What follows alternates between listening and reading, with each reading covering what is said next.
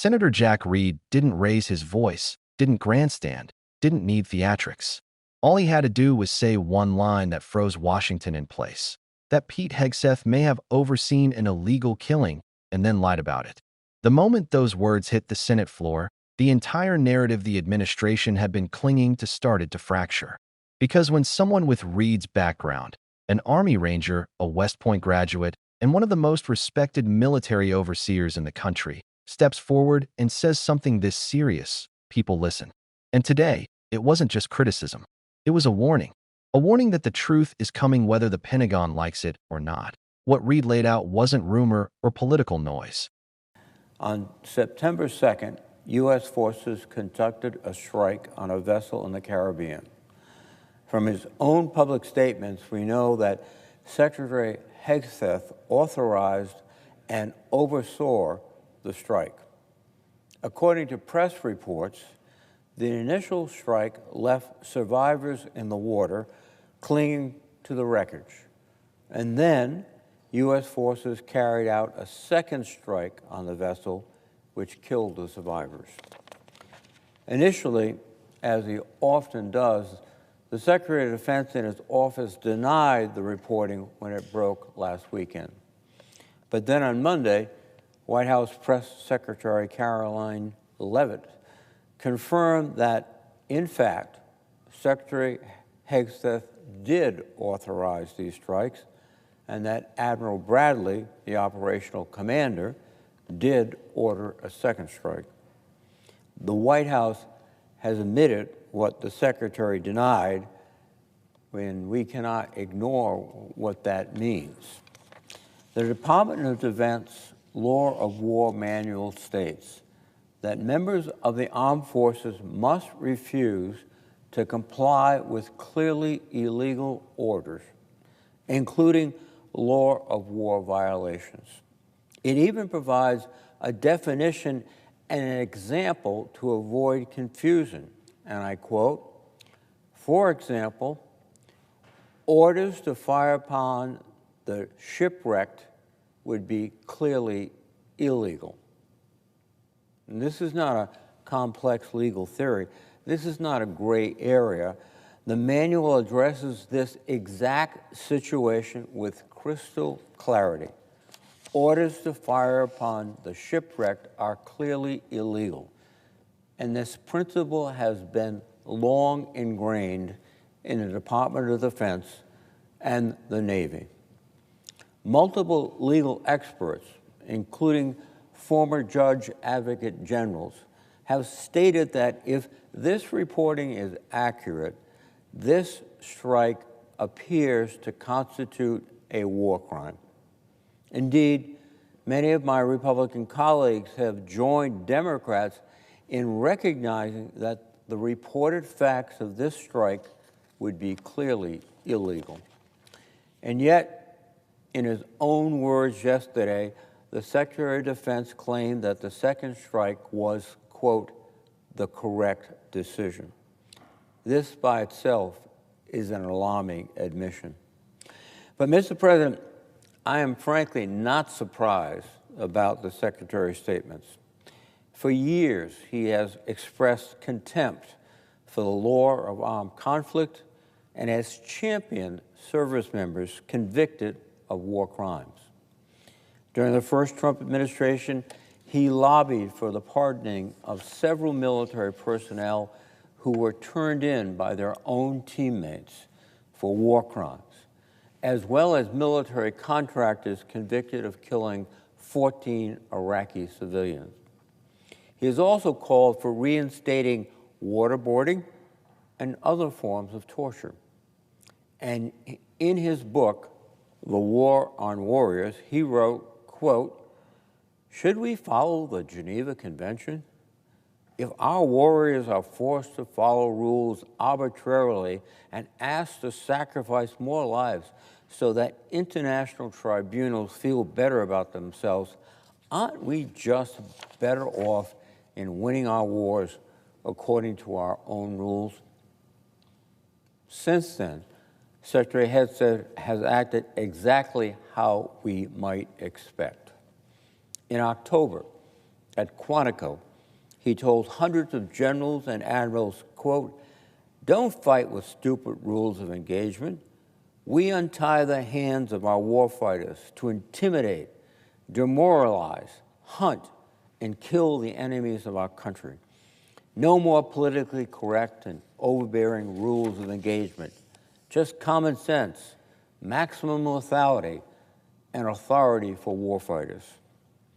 He then gave them an ultimatum, quote, "If the words I'm speaking today are making your heart sink, then you should do the honorable thing and resign," close quote.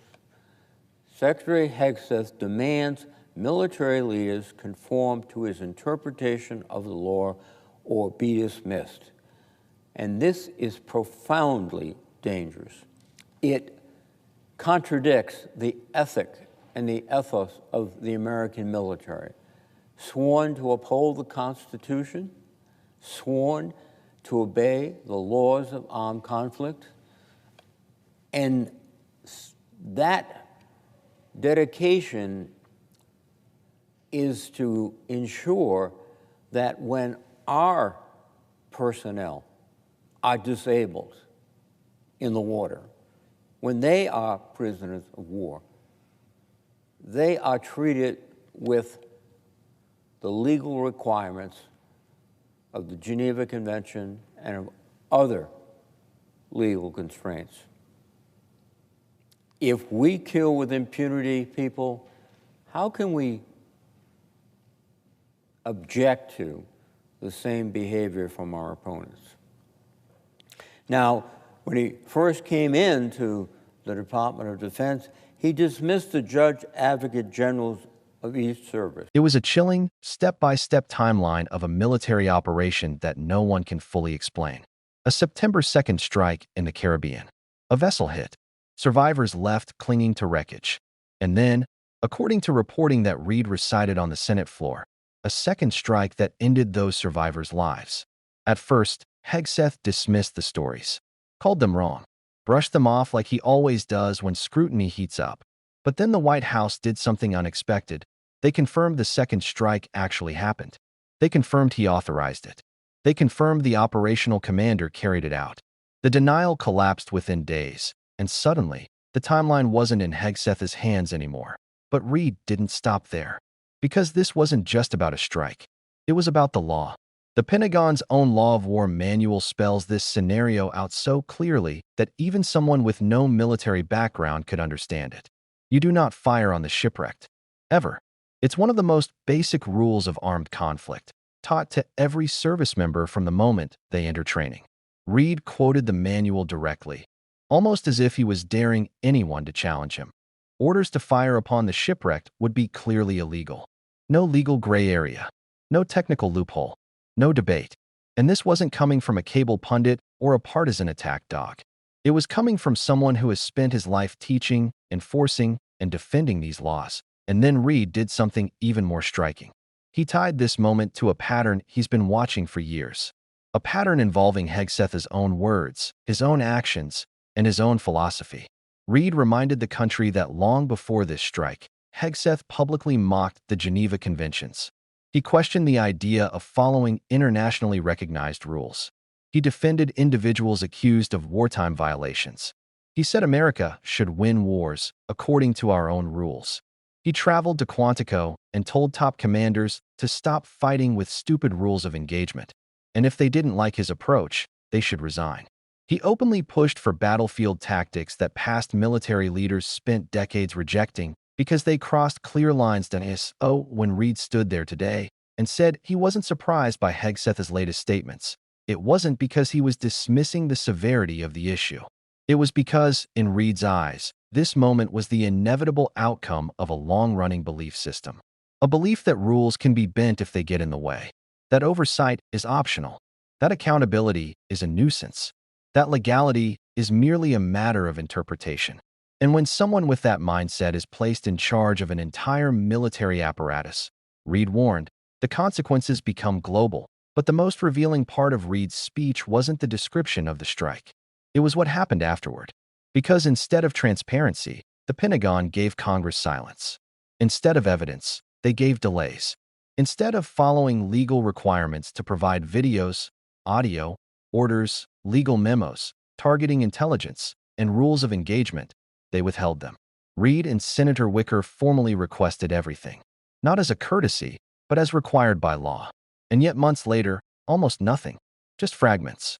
No context, no clarity, no answers. Reid didn't accuse anyone of a cover-up directly. He didn't need to. He simply laid out the facts, and the picture spoke for itself. If the strike was legal, the manual would make that clear. If the operation followed proper procedures, the video would prove it. If the targeting intelligence was solid, the documents would remove all doubt. But the refusal to share any of it, despite being obligated to, raised questions that grow louder every day. Rumors online are already circulating. Analysts are speculating. Former military lawyers are calling this one of the most concerning oversight breakdowns they've seen in years. And Reid echoed the sentiment many are whispering. If there was nothing to hide, transparency would have come immediately. Instead, the story changed repeatedly. First, Hegseth said the second strike never happened. Then confirmation came days later. Then he said the second strike was the correct decision. Then he attempted to shift responsibility onto Admiral Bradley. All while the White House tried to manage the fallout from one contradictory statement after another. Reid highlighted the part that stood out to every military veteran watching. You can delegate authority, but you can never delegate responsibility. If the order originated with the top, then the top must own the consequences. What Reid made clear, carefully, calmly, but unmistakably, is that credibility matters. And right now, Hegseth's credibility is crumbling. Reid said it outright. He does not believe him. Not because of politics, not because of past disagreements, but because the facts have contradicted his statements again and again. And when the facts change faster than the explanations, when the narrative shifts depending on who is speaking, when transparency disappears the moment questions appear, something deeper is wrong. But Reid's most powerful argument wasn't about politics or public trust. It was about American troops. Because when the United States stops following the laws of war, it sends a message to every adversary around the world. If America abandons protections for the shipwrecked, the wounded, and those rendered defenseless, what's to stop others from doing the same? These laws exist not just to restrain aggression, but to protect U.S. service members when they're vulnerable. Reid warned that ignoring these principles doesn't make America stronger. It makes America unsafe. It puts deployed service members at risk of retaliation, mistreatment, or worse. And that's where Reid's speech shifted from oversight to something closer to a plea. A plea for accountability, transparency, and honesty. A plea to release the full video, the unedited audio, the targeting intelligence, the legal memo explaining how this operation was justified. Reid didn't demand punishment. He demanded facts. He demanded truth. He demanded that the American people see what was done in their name. And he reminded the Senate that these demands aren't extreme. They're the bare minimum any functioning democracy should expect. But it was his closing words that lingered in the chamber long after he stepped away. Reid said the truth will come out. Maybe not today, maybe not next week, but it will surface. And when it does, the question won't just be what happened on September 2nd. The question will be how much the Pentagon knew, how much it withheld, and how far officials went to bury the details. That warning hit with a quiet force that shook even those who have seen political storms come and go. It wasn't a partisan speech. It wasn't theater. It was the kind of moment that marks a turning point. Because behind all the legal language and military terminology, Reid was really asking one unforgettable question. If a leader overseeing military operations cannot be trusted to tell the truth, cannot follow the rules of armed conflict, and cannot provide transparency when lives are lost, how can he continue to hold that office? Reid didn't answer it. He didn't have to. He left it to the American people, who are now demanding answers louder than ever. And if you're watching this right now, this story is far from over. More details are coming. More whistleblowers are speaking. More pressure is building. And the next revelation could reshape everything we've been told about this strike. So if you want to stay ahead of what's unfolding, make sure you subscribe.